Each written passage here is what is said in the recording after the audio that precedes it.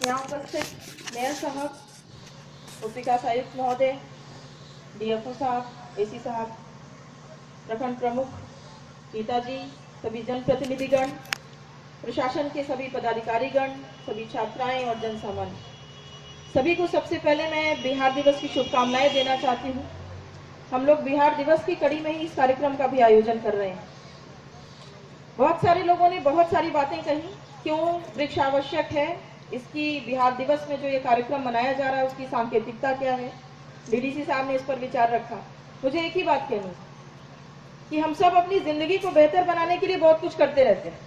कितना अच्छा खाएं, कितना अच्छा पहने, हमारे बच्चों की कितनी प्रगति हो, हम कितनी बेहतर फैसिलिटीज लें, और इसके लिए ढेर सारे प्रयास करते रहते हैं। लेकिन जिंदगी में कुछ बहुत जरूरी चीजें ऐसी हैं जो आपके व्यक्तिगत प्रयास से कभी सफल हो ही नहीं सकती। जैसे पैसिव स्मोकिंग। बहुत सारे लोग कहते हैं कि स्मोकिंग मत करिए, तो स्मोकिंग करने से उस व्यक्ति का नुकसान है जो स्मोकिंग करता है, लेकिन जो वहां बैठता है उसका भी उतना ही नुकसान होता है। उसी तरीके से ये वृक्ष है। कुछ ऐसे मामले हैं जिसमें आप चाहे जितना व्यक्तिगत प्रयास कर लीजिएगा, जब तक सामूहिक प्रयास नहीं होगा, जब तक सारे लोग उसके बारे में नहीं सोचेंगे, उसका जो अंतिम आउटपुट है, उसका जो फलाफल है, वो आपको कभी भी मिलने वाला नहीं है। और उसमें से एक है वृक्षारोपण और पर्यावरण। अभी हमारे धनंजय जी ने बताया कि 21 मार्च को अंतर्राष्ट्रीय वन दिवस होता है और 22 मार्च को अंतर्राष्ट्रीय जल दिवस होता है, और आज 24 मार्च को हम लोग वृक्षारोपण कर रहे हैं। एक अच्छा सुयोग है, और हम लोग एक संकेत देना चाहते हैं बिहार दिवस की इस परंपरा में कि वृक्षों को लगाने को लेकर, पर्यावरण को संरक्षित करने की दिशा में प्रशासन पहले भी कार्यरत रहा है और आगे भी कार्यरत रहेगा। लेकिन किसी भी एक व्यक्ति के प्रयास से सफल नहीं हो सकता है। इसमें सभी व्यक्तियों का प्रयास होना चाहिए, सभी संस्थाओं का प्रयास होना चाहिए। और मैं बहुत धन्यवाद देना चाहती हूँ साइकिल यात्रा एक विचार के सभी सदस्यों को, जिन्होंने इसमें अपनी पहल की है। और मैं चाहती हूँ कि ज्यादा से ज्यादा लोग इसमें जुड़े, ज्यादा से ज्यादा लोग सामने आए और पर्यावरण के संरक्षण की दिशा में कार्य करें। बहुत अच्छा विचार दिया इन्होंने कि यदि सभी धार्मिक संरचनाओं के आसपास ही, जहां पर जैसी जरूरत हो वैसे वृक्षों का भी यदि लगा दिया जाए और साथ में चापाकल भी हो, तो वाटर टेबल उसका बढ़ सकता है।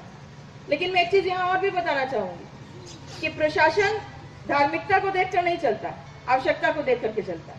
और यही कारण है कि जो प्राइवेट पार्टीज यानी जन सामान्य का जो सहयोग है, सामान्य संस्थाओं का जो सहयोग है, वो जरूरी हो जाता है। और ऐसे में आप सभी का आगे आना जरूरी है। मैं चाहूंगी कि इस तरह के कार्यक्रम होते चले, होते रहें। इस बार के बिहार दिवस कार्यक्रम में हम लोगों ने सभी वैसे कार्यक्रमों को रखा है जो हमारे बेगूसराय की परंपरा को दिखाता है।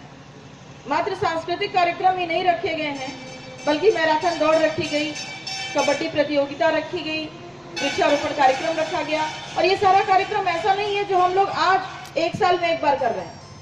ये सारे कार्यक्रम ऐसे हैं जो हम लोग रोज करते हैं। और यही कारण है कि बेगूसराय के बिहार दिवस के कार्यक्रम में इन सभी को सांकेतिक रूप से रखा गया है कि हम दर्शा सकें कि वास्तव में हमारी बेगूसराय की परंपरा क्या है और कितनी समृद्ध है। मैं आप सभी को धन्यवाद देना चाहती हूँ। सभी लोगों को बहुत बहुत धन्यवाद जो इस परंपरा को बनाए हुए हैं। और विशेष रूप से आज के कार्यक्रम के लिए हमारे डायरेक्टर एनपी साहब और वीडियो साहब, कहाँ है वीडियो, बहुत ही अच्छा और सुंदर कार्यक्रम इन्होंने बनाया है। जिस तरीके से ये प्रखंड के पूरे कार्यशैली को चेंज कर रहे हैं, धीरे धीरे उसमें जो परिवर्तन ला रहे हैं, मैं समझती हूँ कि यही अपेक्षित था। और जब नए आरडीओज ने ज्वाइन किया था जिले में ही नहीं पूरे राज्य में, तो सभी के एक सामान्य विचार थे कि इन लोगों के आने से जो प्रखंड की सूरत है वो बदलेगी, सिर्फ बाहरी सूरत ही नहीं आंतरिक सूरत भी बदलेगी, और उस दिशा में अच्छी प्रगति हो रही है। इसके लिए मैं वीडियो साहब को भी धन्यवाद देना चाहती हूँ। जहां तक वनों के संरक्षण की बात है, डीएफओ साहब यहाँ पर हैं। ये एक ऐसे प्राणी हैं जो बहुत ही छुपकर काम करते हैं और इनके किए हुए कार्यों के बारे में किसी को पता नहीं रहता है, और जब तक मैं नहीं पूछूं मुझे भी पता नहीं रहता। इसलिए समय समय पर इनकी रिपोर्ट लेनी पड़ती है जिससे पता चले ये कर क्या रहे हैं। तो ये नींव के पत्थर हैं। मैं इनको शुभकामना देना चाहती हूँ कि ये आगे भी अपनी टीम के साथ ऐसे ही काम करते रहें।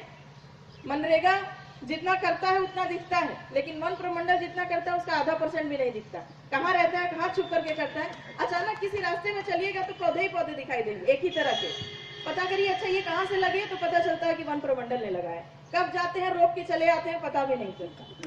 तो इन सभी प्रयासों को सराहनाएं।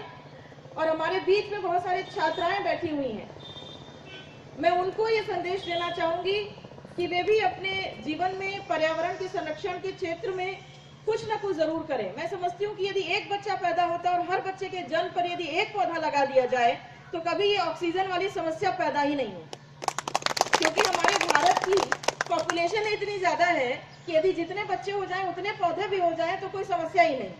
ये तो मतलब नॉर्वे और बाकी वैसे देशों को सोचना चाहिए, स्वीडन नॉर्वे टाइप, जिनके यहाँ 4 लोग रहते हैं तो पूरे देश में 4 पौधा लगेगा तो कैसे काम चलेगा।